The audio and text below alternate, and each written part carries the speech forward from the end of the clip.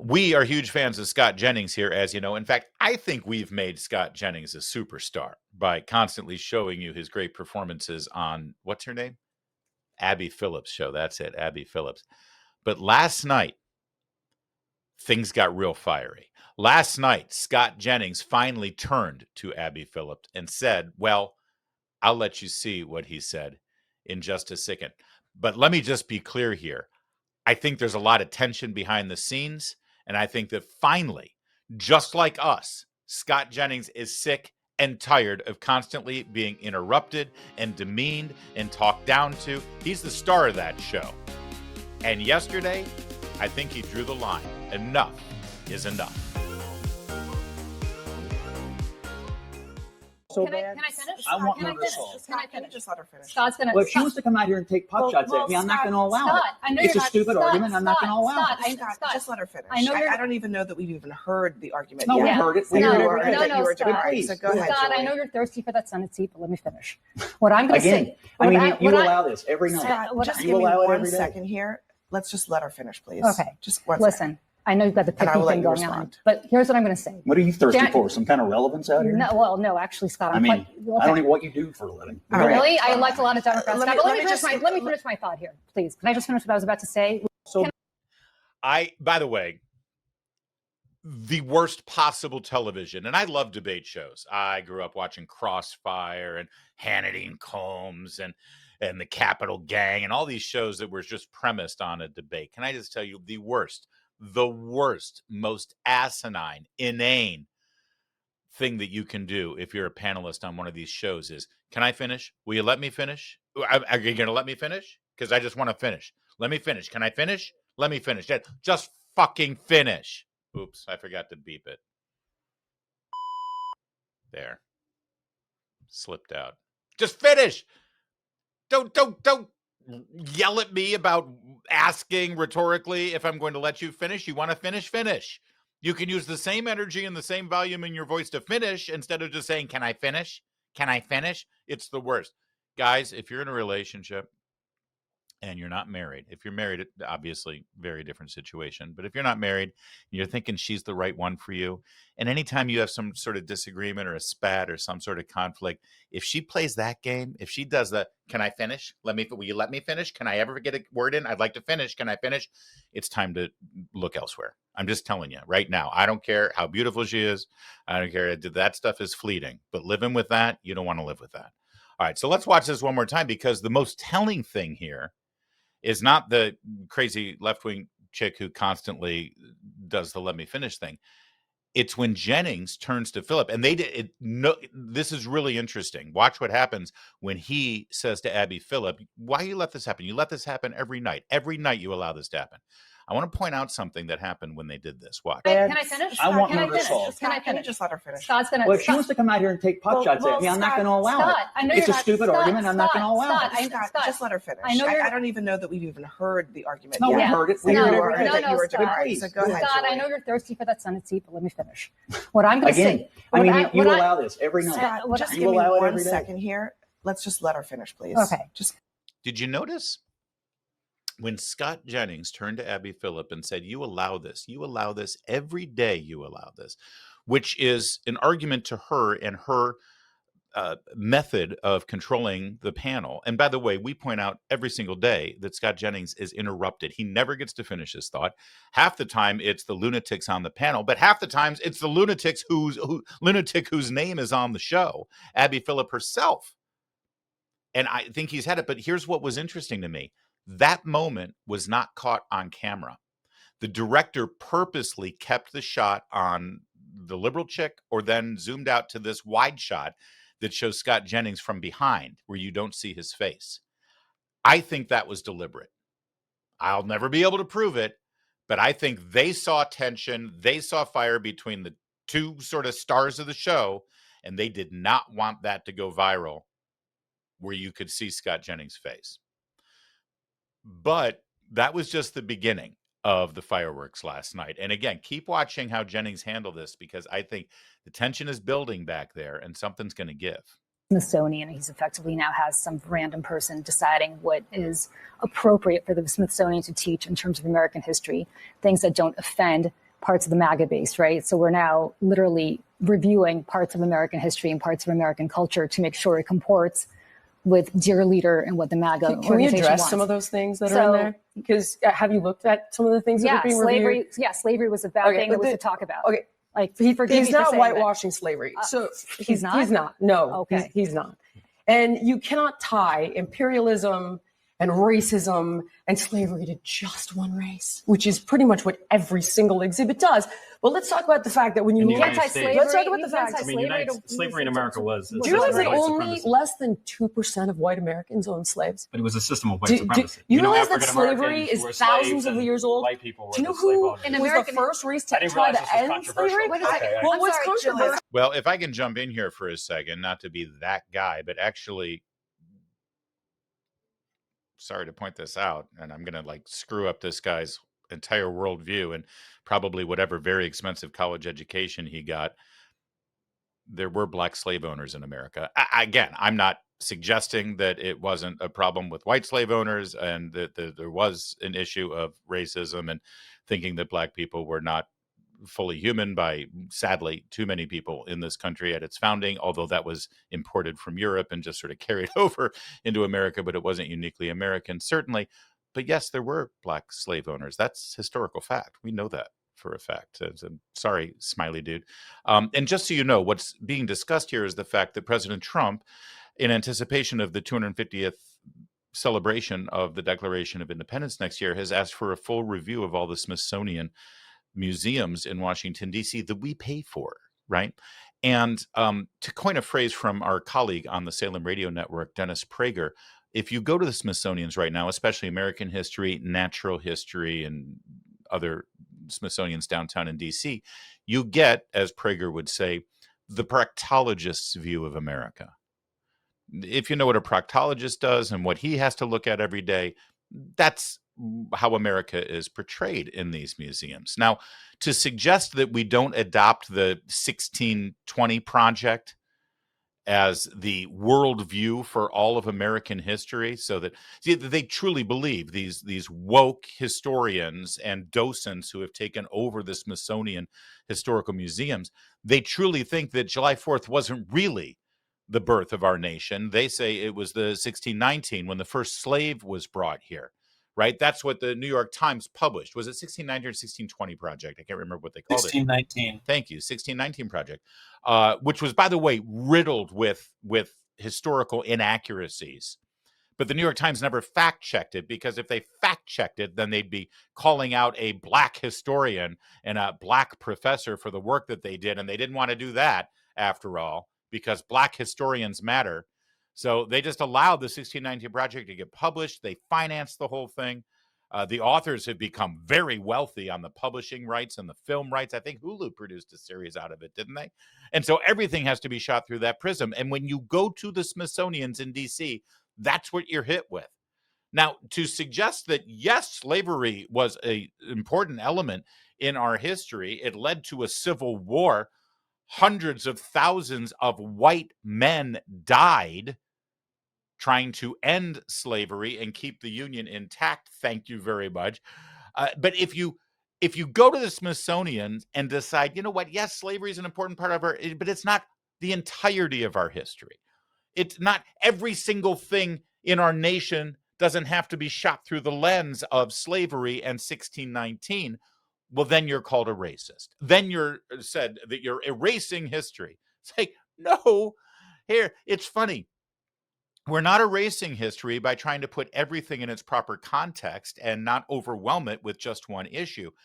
Now, you, on the other hand, are in fact guilty of erasing parts of our history, because all you want to do is shine a light on one thing, and you suggest that every other thing that happened in this country is a domino effect result of that one thing. And that's erasing historical fact as well. But here's the bottom line.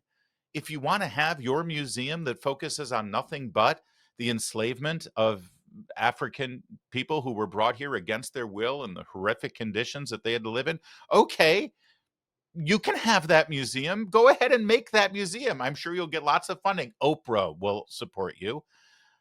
But these are the Smithsonian museums. They are our museums, all of our museums. And it tells our story, not just the story you want to tell. And that's what the Smithsonians have become. You go to the Natural History Museum and everything in there is about climate change and the end of the planet. You know, here are the dinosaurs and soon human beings will be extinct, just like the dinosaurs. Oh, and by the way, it's mom and dad's fault because they like driving an SUV. That's what you're getting right now. All right, so let's let the panel discussion continue here. I'm very surprised This is that an you're trying to extraordinary litigate. exercise in historical revisionism. I'm really Historical surprised. revisionism. Do you realize that Jillian, I'm surprised that you're trying to litigate who was the beneficiary of slavery and I'm who not. was not. What I'm trying to tell you in is the that context of American history. okay. In the context of American history, what are you saying is incorrect by What I'm saying saying is that you it was white cannot- people oppressing black people? Every single thing is like, oh, no, this is all because white people bad. And that's just not the truth. Like, for example, every single exhibit, I have a list of every single one. Like, people migrated from Cuba because white people bad. Not because of Castro. Yes, no, it's in there. That's what I'm saying. You don't actually know what's in there. Do you know that when you walk in the front door, what exactly? the first thing you see is the gay flag? Jillian, you have a lot of stuff in front Yeah, of I you. do, What because I don't, exactly because here's the are thing. you talking about? Okay, I'll give you an example. Yeah, please. There's one called Change Your Game, right? This has been an installation there. Is gender testing fair in sports? Does that, and then it goes on to talk about how it's complex to do gender testing in sports. It's not complex. It's basic science. That's untrue. It's XX chromosome, XY chromosome. That's sports. Is it fair to have biological men competing against biological women in sports? No. But why is this in the Smithsonian? So it's been completely captured. First of all, I don't. And think it's totally partisan. We don't. First of all, we don't have time to litigate Of all of course this. we don't, because then you're going to lose the argument. If everything is racialized, just like you're trying to do to me now. Excuse me. It's like, I can't believe you're trying to suggest, that slavery just to is be a good clear, thing. you brought up race. No, this was a conversation about the arts, and you brought up race. It isn't. You brought up. But the whole hold point on, of hold this on, is Jillian. that the issue You brought up slavery, and you brought up I the question didn't. of whether. You brought up And the my question point, of whether or not slavery in the United States is about race. The answer is no, I yes. Didn't. I Slavery did not say in the that. United States don't is straw man about my argument race. because that's not what I said. So what are you brought talking up about? slavery, and what I was talking about is that this isn't really about that. When you make every single exhibit about white imperialism when it isn't relevant at all, that is a problem. So when you're talking about Cubans leaving Cuba and you make it about white people bad, that's not accurate. Can I just say something? That's my point. All right, we're going to move on. So Abby Phillip either is a disingenuous liar or she's just not paying attention to her own show. But Jillian was absolutely correct. They were talking about the arts. Jillian brought up the issue of the Smithsonian museums, which, by the way, last I checked, if you're talking about art, museums might be a relevant sort of side quest there. And it was the liberal chick. What's her name again, Kevin? I always forget her name. The one Julie Roginski. Yeah, that's the one, Julie Roginski. Thank you. Who brought up slavery in connection with the Smithsonian. So again, Abby Phillip is having a banner night, and we're just getting started. By the way, she's already been scolded by Scott Jennings. Now Jillian Michaels owns her butt all over the TV, and now we turn our topic to the Bureau of Labor Statistics, and it doesn't go well there either. ELS, by definition, he's right. The numbers we do get every month are fake because the methodology is so warped that they get changed Scott, later. that's exactly they're fake. Which numbers do you have faith in? Because they get changed The numbers later. that are hundreds of thousands, today's the numbers that are number- 19,000. I don't remember you saying that back in That's the April. point. That is I a don't- crazy thing to say. Not every month they get changed. Scott. You did not say that back in April That when is Trump was that praising is these an numbers. insane It's thing just to say nonsense. because you do the worked. numbers change or Scott, not? you worked in It's the. It's a preliminary estimate that's revised. That is It's a revision. Bush administration. Three Yes. times Hold on a larger. second, Jillian. Scott, you worked in the Bush administration. The numbers that the BLS put out, which get revised every single month in the Bush administration, were those fake? Well, I think the methodology back then worked better. I think it doesn't work very well now. And Okay. so my point is Then- this: so whether hold on. you agree with the word fake or not, they're not accurate. You just made the claim that the fact that the numbers get revised mean that they're fake.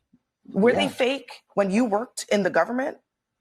Back in those days, I don't think the revisions were as substantial. Today, they're quite There have substantial. always been revisions. I don't think they were as Scott, substantial as they are now. There have always been revisions. I don't think they're as substantial as they are now. Revisions vary. Sometimes they're small. Sometimes Are they're you large. okay with the level of revisions? Guess what? They're The pretty public pretty data, off. when you actually look at the public data, the revisions in the public data are actually way smaller than the revisions in the private data. So even though the Bureau of Labor Statistics transparently goes back and says, we have more information, here's what we know, you're making a political claim, and I know why you're doing it, but it's also one that I think is incredibly but it's very corrosive, I think, to the idea of whether or not there's anything real in the world, right? No, just because there are corrections I don't know doesn't why. mean that it's fake. We're not in disagreement. We are in disagreement. You just called it all fake. I'm saying that every month this agency gives you a number, and you can bet that the number is wrong. And you said that because which by definition makes it fake. You now, said it is an estimate. It's not fake. So my point, Scott, just as it was last night, is this. I'm going to let him finish, but I just want to break halfway through here to point out, can you sense the tension here and the fact that Abby Phillip, and by the way, there's more. Abby Phillip has to take on another one of her colleagues a little later. We'll show you that clip in a moment where their legal analyst actually sides with Trump on his actions in Washington, D.C. This is a terrible night for Abby Phillip, and her whole show is sort of crumbling alongside her. And this argument is really a stupid one for her to engage in. But she thinks she's got a gotcha moment with Jennings and by saying, well, were they the same under Bush? And Jennings is like, well, and he had to repeat himself like 3 times. The discrepancies were not as drastic then as they are now. The methodology is different, but she just won't take the answer for an answer. She thinks she's got a big gotcha moment. And why, you can see how exasperated she's getting, because I'm going to tell you a secret. She's not very good at this. And it's clear that she's not very good at this. And I think the rest of the people who show up on the show on the panel recognize that they got to carve out their own time and they got to get their own thing in. And Abby Phillip can't control the table anyway. I mean, what role does she actually play here? The goal of this agency and the next administrator and of this administration ought to be to update and modernize the methodology so that the numbers we get each month are far more accurate. So when they update the methodology and they continue to revise them because they have more information, which will happen, you're going to continue to call those numbers fake. What exactly is the issue with the methodology? Well, there is a belief that they're not able to do as much or as accurate data collection from private sector companies right now. They're not getting the response rates. Therefore, that was an issue back in April. And I don't remember these objections back in April when Trump was praising these numbers. Of course, when he gets the numbers and they look good, it's going to look good to him. But it's probably highly agitating to find out later that you were handed fake numbers. If there were a vast, if the Scott, BLS, I think it's. Listen, it's. But if the Bureau of Labor, it is silly to continue. I get the politics of it, but it is silly to continue to call things that you don't like fake. By the way, this is the second time she's done that, and it's really undermining to her colleague, Scott Jennings. Scott works for the network. He's paid by CNN. He's also our colleague at Salem. He's got a 1-hour radio show and podcast. You should subscribe to it and check it out. He's our pal. But she's done this twice now. Listen, this is really bad. I know why you're doing it. I know why you're doing it. It's this little, not very subtle, you have to say this because you're trying to make Trump happy. And she doesn't do that to any of the liberals on that panel. She doesn't do it to any of the people who are aligned with Kamala Harris or aligned with Bernie Sanders or AOC or pick your Democrat. No. You see, Democrats who say Looney Tunes crazy shit on CNN are doing it because, well, that's just her opinion. That's just what he thinks. That's just the reasonable conclusion to reach. But if a Republican says something or a conservative or a Trump supporter says something that she disagrees with, well, I know why you're saying that. I know why you're doing it. And it undermines his credibility. It's demeaning. It's insulting to his intelligence and to the viewers' intelligence. Again, I ask, why exactly is she the host of this show? It's not that I like it or don't like it. I just want it to be more accurate. Your name is not Donald Trump. I just want it to be accurate. But you have the ability to approach this in a way that is not needlessly inflammatory. It Yeah, is so do not. you. It is not fake. Okay, Abby, it is not fake. Abby, are the which set of numbers that you're aren't fake? The are the first numbers that ones you're or the second presidents set get of bad true job numbers, when presidents get bad job numbers, like Barack Obama did, when they get bad inflation numbers, like Joe Biden did, The numbers- they easily could have called it fake because they don't like the numbers. But it's a choice to do that. Do you realize and that it's a choice to say that revisions mean something that is I fake. don't know why we're having a combative conversation. My point is the numbers we get at this moment in time seem to be less accurate than ever. Yes. If the government Well, updates roughly and does a better 300%. job of Yeah, methodology Donald and data Trump- collection, then they'll be more What I would say, accurate. Scott, What is is that wrong with that? I appreciate your revision of your comments. I Because literally what you just said the same because thing. what you just said is a fair thing to say. It It's is been a my point for 2 rational, nights in a row. reasonable thing to say. And you did not use the word faked in that last part that you just said. So I just want to note that is a revision, and I appreciate you doing Let's it. be quick. Thank you, Scott Jennings. Coming up next for us, all caps. Man, so you're sensing this, right? You see what's going on here, and I hope you recognize the tension at play. And I just want to keep reiterating, he's the reason why anybody's watching the show. I mean, I don't think anyone's actually watching the show. We looked at the numbers yesterday from Nielsen on CNN. It's bad and getting worse. But if anybody knows about this show, it's because of Scott Jennings, and I think it's getting under her skin. And I think that that's one of the reasons why she's trying to demean him and diminish him and be combative with him. And it ain't working because I'm sorry, she does not have the skills to even come close to what Scott Jennings is capable of doing. And then it got even worse for her. I mean, look around the table here. And she had to have it out with almost everyone sitting there. And now Eli Honig, the legal analyst, he shocks the world. Certainly Abby Phillip, the host of the show, by saying, yeah, what Trump's doing in D.C. is actually not that bad. So I've worked extensively with police, and I don't have a problem tactically with what Donald Trump is doing here. He doesn't have to be the most dangerous place on earth. Something can be improving, but still really bad. If your house is on fire and then a third of the fire goes out, it's less bad, but it could still be an emergency. I work in D.C. It is dangerous there. You cannot deny that. And a common police tactic is to surge resources.